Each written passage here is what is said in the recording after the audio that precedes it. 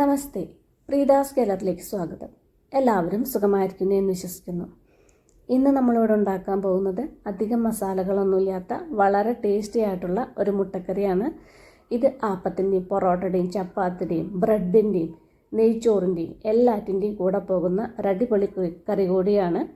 അപ്പോൾ വീഡിയോ എല്ലാവരും സ്കിപ്പ് ചെയ്യാതെ മുഴുവനായിട്ട് കാണുമെന്ന് വിചാരിക്കുന്നു. വീഡിയോ ഇഷ്ടമായിട്ടുണ്ടെങ്കിൽ ഒന്ന് ലൈക്ക് ചെയ്യാനും മറ്റുള്ളവർക്കൊക്കെ ഷെയർ ചെയ്ത് കൊടുക്കാനും മറക്കില്ലല്ലോ.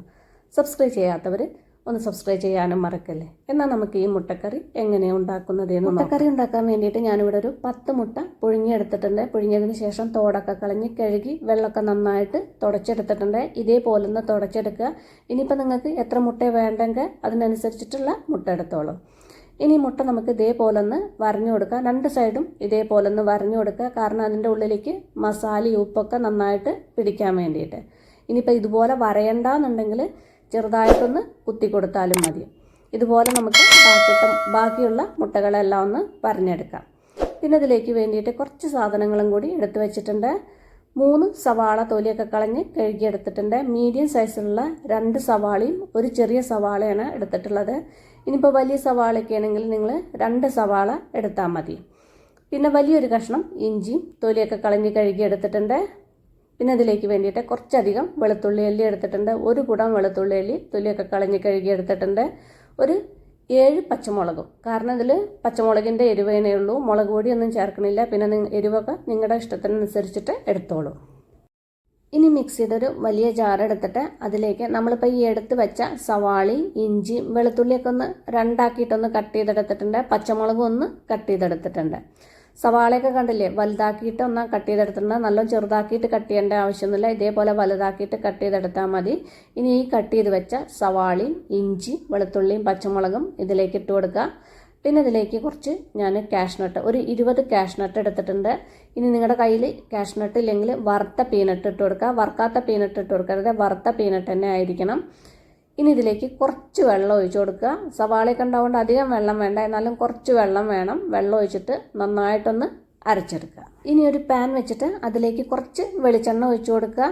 വെളിച്ചെണ്ണ ഒഴിച്ചതിന് ശേഷം പാൻ ഇതേപോലെ ഒന്ന് ചുറ്റിച്ചു കൊടുക്കുക, എല്ലാ ഭാഗത്തും എണ്ണ ആവാൻ വേണ്ടിയിട്ട്. അതിലേക്ക് നമ്മൾ ഈ വരഞ്ഞു വെച്ച മുട്ടകളെല്ലാം ഒന്ന് ഇട്ട് കൊടുക്കുക. മുട്ടയിൽ വെള്ളം ഉണ്ടാവാൻ പാടില്ല പറഞ്ഞത് ഇതാണ്. വെള്ളം ഉണ്ടെങ്കിൽ നമ്മുടെ മേലേക്ക് പൊട്ടിത്തെറിക്കുമല്ലോ.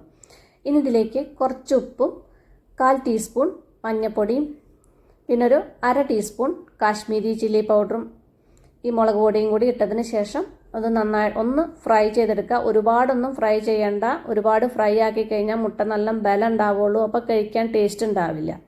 ഇപ്പം മുട്ടയൊക്കെ ആവശ്യത്തിന് ഫ്രൈ ആയിട്ടുണ്ട്. ഇനി ഈ പാൻ നമുക്ക് സ്റ്റവ് ഒന്ന് മാറ്റി വെക്കാം. കറി ഉണ്ടാക്കാനൊരു പാൻ വെച്ചിട്ട് അതിലേക്കൊരു 5 ഏലക്ക ഇട്ട് കൊടുക്കുക. ഏലക്കയുടെ മണം നിങ്ങൾക്ക് കൂടുതൽ ഇഷ്ടമാണെങ്കിൽ ഒരു 6 7 ഇട്ട് കൊടുത്തോളൂ. വലിയ 2 കഷ്ണം പട്ട ഇട്ട് കൊടുക്കുക. പട്ട ഇട്ട് കൊടുത്തതിന് ശേഷം ഇത് ഒന്ന് ഫ്രൈ ചെയ്യുക. ഇനി ഇതിലേക്ക് കുറച്ച് വെളിച്ചെണ്ണ ഒഴിച്ചു കൊടുക്കുക. ഒരു 2-2.5 ടേബിൾ സ്പൂൺ വെളിച്ചെണ്ണ ഒഴിച്ചു കൊടുക്കുക. വെളിച്ചെണ്ണ ഒഴിച്ചു കൊടുത്തതിന് ശേഷം ഒന്നുകൂടി ഒന്ന് ഫ്രൈ ചെയ്യുക. ഇപ്പോൾ ഏലക്കയും പട്ടയൊക്കെ നന്നായിട്ട് മൂത്ത് വന്നിട്ടുണ്ട്. ഇനി ഇതിലേക്ക് നമ്മൾ ഈ അരച്ച് വെച്ച അരപ്പുണ്ടല്ലോ, അരപ്പ് മുഴുവനായിട്ട് ഇതിലേക്ക് ഇട്ട് കൊടുക്കുക. നമ്മുടെ ഉള്ളിയും വെളുത്തുള്ളിയൊക്കെ അരച്ച അരപ്പുണ്ടല്ലോ, അത് മുഴുവനായിട്ട് ഇട്ട് കൊടുക്കുക. ഇട്ട് കൊടുത്തതിന് ശേഷം ഇതൊന്ന് നന്നായിട്ടൊന്ന് വഴറ്റിയെടുക്കുക പറഞ്ഞാൽ അതിലെ വെള്ളമൊക്കെ വറ്റി എണ്ണയൊക്കെ ചെറുതായിട്ടൊന്ന് തെളിഞ്ഞ് വരുന്നത് വരെ ഒന്ന് വഴറ്റിയെടുക്കുക. അപ്പോഴേക്കും നമ്മുടെ ഈ ഉള്ളിയുടെയും വെളുത്തുള്ളിയുടെയൊക്കെ ആ പച്ചമണം മാറിക്കിട്ടും ചെയ്യും. ഇപ്പം നമ്മുടെ അരപ്പിലെ വെള്ളമൊക്കെ ആവശ്യത്തിന് വറ്റി വന്നിട്ടുണ്ട്. ഇനി നമുക്കിതിലേക്ക് മസാലപ്പൊടികൾ ഇട്ട് കൊടുക്കാം. 1/2 ടീസ്പൂൺ മഞ്ഞൾപ്പൊടി, 1/4 ടീസ്പൂൺ ഗരം മസാലപ്പൊടി, 1/2 ടീസ്പൂൺ കുരുമുളക് പൊടി, പിന്നെ ഈ കറിയിലേക്ക് ആവശ്യത്തിനുള്ള ഉപ്പ് കൂടി ഇട്ടിട്ട് ഒന്ന് മിക്സ് ചെയ്തെടുക്കുക. മിക്സ് ചെയ്തെടുത്താൽ പോരാ, ഒന്ന് നന്നായിട്ടൊന്ന് വഴറ്റിയെടുക്കുക. ഇപ്പോൾ അരപ്പൊക്കെ നല്ല തിക്കായിട്ടുണ്ട്. പാനിൻ്റെ സൈഡിൽ നിന്നൊക്കെ വിട്ട് വന്നിട്ടുണ്ട്. ഇനി ഇതിലേക്കൊരു 3 ടേബിൾ സ്പൂൺ തൈര് ഇട്ട് കൊടുക്കുക. തീരെ പുളിയില്ലാത്ത തൈരായിരിക്കണം, പുളിയുള്ള തൈരാവരുത്. തൈര് ഇട്ടതിന് ശേഷം നന്നായിട്ടൊന്ന് മിക്സ് ചെയ്തെടുക്കുക. ആ അരപ്പിൽ തൈരൊക്കെ നേരെ മിക്സ് ആവുന്ന തരത്തിലൊന്ന് മിക്സ് ചെയ്തെടുക്കുക.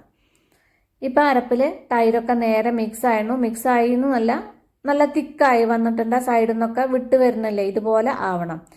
ഇതുപോലെ ആയിക്കഴിഞ്ഞാൽ ഇനി നമുക്കിതിലേക്ക് കുറച്ച് വെള്ളം ഒഴിച്ചു കൊടുക്കാം. നിങ്ങൾക്ക് എത്രമാത്രം ഗ്രേവി വേണമെച്ചാൽ തിക്നെസ്സൊക്കെ നോക്കിയിട്ട് ആവശ്യത്തിനനുസരിച്ചിട്ടുള്ള വെള്ളം ഒഴിച്ചു കൊടുക്കുക.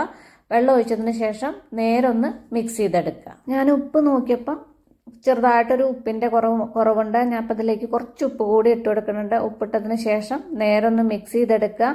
മിക്സ് ചെയ്തതിന് ശേഷം ഇതൊന്ന് നന്നായിട്ടൊന്ന് തിളച്ച് വരാം. നിങ്ങൾക്ക് ഗ്രേവി എത്രമാത്രം തിക്നെസ് വേണമെന്നുണ്ടെങ്കിൽ അതിനനുസരിച്ചിട്ട് വെള്ളം ഒഴിച്ചു കൊടുത്തോളൂ. ഞാൻ അധികം ഗ്രേവി ആയിട്ടല്ല, കുറച്ച് തിക്കായിട്ടാണ് അത് ഉണ്ടാക്കുന്നത്. ഇത് ഇരുന്ന് കഴിഞ്ഞാൽ ഒന്നുകൂടി കുറുകി വരും. ഇപ്പം നന്നായിട്ട് തിളച്ച് കുറുകി വന്നിട്ടുണ്ട്. ഇനി ഇതിലേക്ക് നമ്മൾ ഫ്രൈ ചെയ്ത് വെച്ച മുട്ട ഇതിലേക്ക് ഇട്ട് കൊടുക്കുക. ആ മുട്ടയിലെ മസാലയും എല്ലാതും, ആ മുളക് പൊടിയുടെ എണ്ണയുടെയൊക്കെ ഉണ്ടല്ലോ, ആ മസാല മുഴുവനായിട്ടും ഇതിലേക്ക് ഇട്ട് കൊടുക്കുക. പിന്നെ ഇതിലേക്കൊരു 1 ടേബിൾ സ്പൂൺ കസൂരി മേത്തി, അത് ഇതുപോലെ കയ്യിലിട്ടിട്ട് നന്നായിട്ട് പൊടിച്ചതിന് ശേഷം ഇതിലേക്ക് ഇട്ട് കൊടുക്കുക. കസൂരി മേത്തിയും കൂടി ഇട്ടതിന് ശേഷം നന്നായിട്ടൊന്ന് മിക്സ് ചെയ്തെടുക്കുക. ഇപ്പം കസൂരി മേത്തിയൊക്കെ ആ ഗ്രേവിയിൽ നേരെ മിക്സ് ആയിട്ടുണ്ട്. ഇനി ഇതിലേക്ക് കുറച്ച് പൊടിയായി അരിഞ്ഞ മല്ലിയില കൂടി ഇട്ട് കൊടുക്കാം.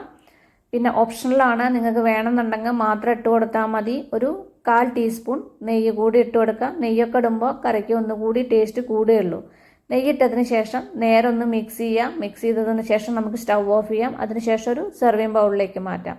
അപ്പോൾ ഈ അടിപൊളി മുട്ടക്കറി എല്ലാവരും ഒന്ന് ട്രൈ ചെയ്ത് നോക്കൂ. നിങ്ങളുടെ ഫീഡ്ബാക്കൊക്കെ എന്നെ അറിയിക്കാൻ മറക്കല്ലേ. അപ്പം നമുക്കിനി അടിപൊളി പുതിയ റെസിപ്പിയുമായി കാണാം. നന്ദി, നമസ്കാരം.